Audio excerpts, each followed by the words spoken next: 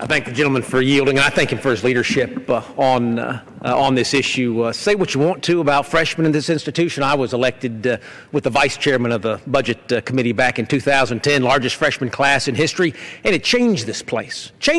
Largest freshman class of Republicans and Democrats in history. You need new faces and new ideas, and what you all have done in terms of budget committee work has just been amazing. What I have here to contribute is a chart of CBO's projections of GDP growth. And we've got some of our Democratic colleagues here on the floor. I just want to say, and hope folks hold me accountable to it, we can't cut our way into prosperity. We just can't do it. Cutting our way into prosperity isn't going to happen. You cut budgets because there's bad spending in budgets. You don't cut budgets because cutting is an end in of itself. You cut things that are bad. You plus up things that are good. So much of the challenge that we have balancing this budget, we've done amazing things in terms of reducing wasteful spending in the 5 years that I've been in this body, but the economy keeps declining. The regulation nation that is the new United States of America, draining productivity. When I arrived, the CBO projected we'd be growing at about 3% a year as a nation. The next year, they revised it down to 2.9. The next year, 2.5. The next year, 2.3. This year, 2.1% growth. 2.1% growth.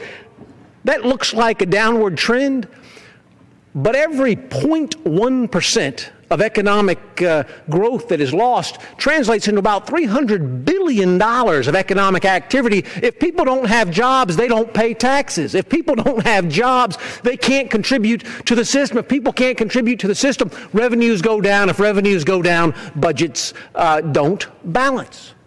We've got to grow our way out of this. We've got to grow our way out of this, and that's a bipartisan challenge.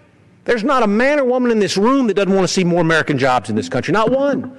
There's not a man or woman in this room that doesn't want to see our entrepreneurs be the most competitive on the planet. Not one. There's not a man or woman in this room that does not believe that America's best days are still going to be tomorrow. We cannot balance budgets by cutting discretionary spending. In fact, if we zeroed out discretionary spending, zeroed out the courts, zeroed out the parks, zeroed out the military, zeroed out everything, environment, everything people think of as government, and we only paid our Medicare bills, our Medicaid bills, our interest on the national debt, our mandatory spending programs, Social Security programs, that would consume virtually the entire revenue stream of the United States of America. We've got to grow our way out of this. And that's a partnership issue that we can do together. What Mr. Westerman is doing with his leadership on the budget provides that foundation. If you don't know where you're going, you're not going to get there.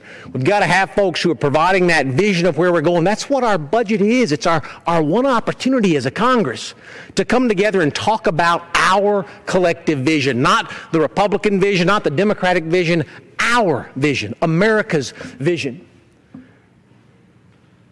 Unless we're looking at unemployment slides, a downward slope is not our vision. Our vision is more growth, more jobs, more economic activity. And the kind of disciplined budget that Mr. Westerman's talking about today will make all the difference in the world. I thank him for his leadership. I thank him for the time. It's a real honor to serve. With that, I yield back.